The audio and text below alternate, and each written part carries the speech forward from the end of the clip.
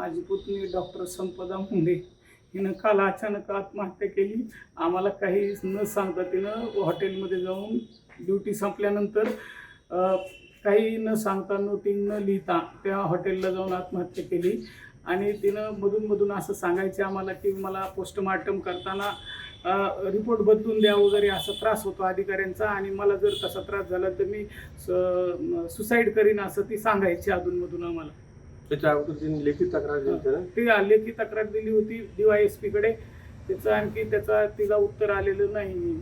ती पोस्टमार्टम करत असताना म्हणजे तिला जो त्रास व्हायचा तो त्रास ते वेगवेगळ्या स्तरातून तिला त्रास व्हायचा आणि रिपोर्ट बदलून द्या असं सांगायचे सारखे. तिला ते सहन होत नव्हतं म्हणून तिनं सुसाईड करण्याचे बाकीच्या लोकांबरोबर पण सांगत होती की मला असा त्रास व्हायला लागला तर सुसाईड करेल. बाकी आम्हाला त्याच्यातलं पुढचं काही माहीत नाही.